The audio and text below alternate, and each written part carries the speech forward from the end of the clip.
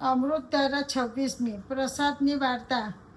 રૂપનગરીનો રાજા મહાપાતકી હતો. પાપ કરવામાં પાછું વળીને ન જોતો. પ્રજા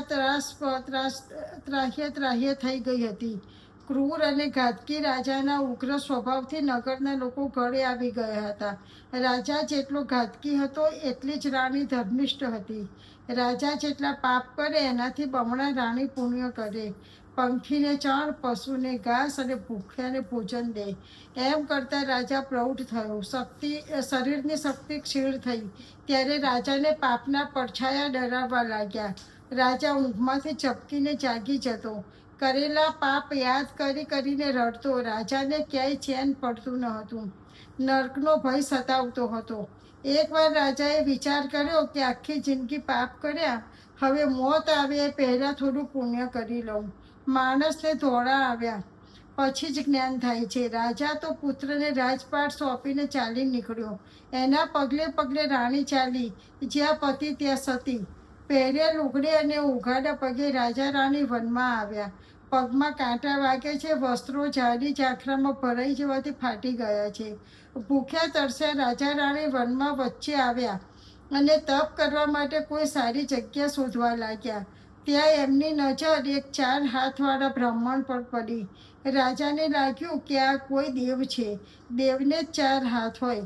રાજા તો દોડીને બ્રાહ્મણના પગમાં પડી ગયો અને કહેવા લાગ્યો, હે દેવ, હું મહાપાતકી છું, મને બચાવી લો.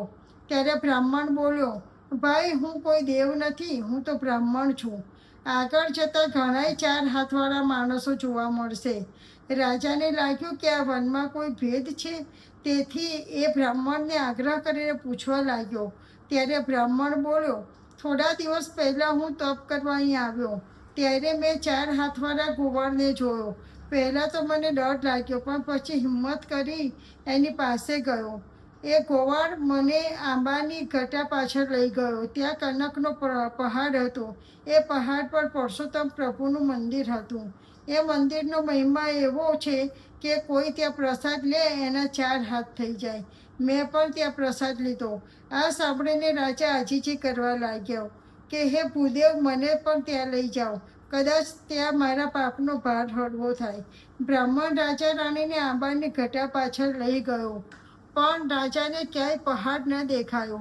ત્યારે બ્રાહ્મણ બોલ્યો, હે રાજા, એ દેવતાએ પહાડના પુણ્યશાળીને જ દર્શન થાય છે. ત્યાં જિંદગીમાં એકાદ પુણ્ય કર્યું હોય તો તને અવશ્ય એ પહાડ દેખાત.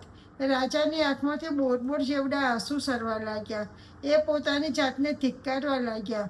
રાજાનો આવો પશ્ચાતાપ જોઈ બ્રાહ્મણ બોલ્યો, હે રાજા, ઘોર પાપમાંથી મુક્તિ અપાવે એવું એક વ્રત છે.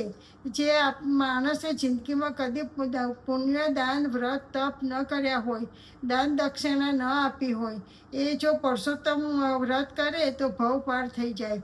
તારા સદભાગ્ય અત્યારે પરસોત્તમ માસ ચાલે છે. આ પવિત્ર માસના છેલ્લા 8 દિવસ બાકી છે.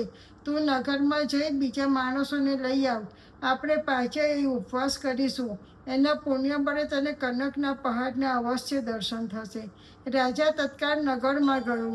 ત્યાં જે પ્રધાન અને નગર શેઠને લઈ આવ્યો. પછી રાજા રાણીઓ બ્રાહ્મણ, પ્રધાન અને નગર શેઠે વ્રત આદર્યા. નિરાહાર વ્રત લીધું. 9મા દિવસની સવારે કનકના પહાડના દર્શન થતાં જ રાજાની આંખમાં હર્ષાશ્રુ આવી ગયા. 5 પહાડ પર ચડ્યા. શિખર પર સ્વયં પરસોત્તમ પ્રભુ ઊભા છે. 5 પ્રભુના ચરણોમાં ઢળી પડ્યા. પ્રભુના દર્શન થતાં જ મનુષ્ય અવતાર સફળ થઈ ગયો. મહાપાપોનો ક્ષય થયો અને બધાય 4 ભુજાવાળા થઈ ગયા. એ 5ને લેવા વૈકુંઠમાંથી વિમાન આવ્યું. હરિકૃપા થયા વિના હાલેના ઝાડના પાન, ઈશ્વર કૃપા થકી મળે ખાવા ખીર ને ધાન. હે પરસોત્તમ પ્રભુ, તમે જેવા મહાપાપકી રાજાને ફળે એવા સર્વને ફળજો. જય પરસોત્તમ.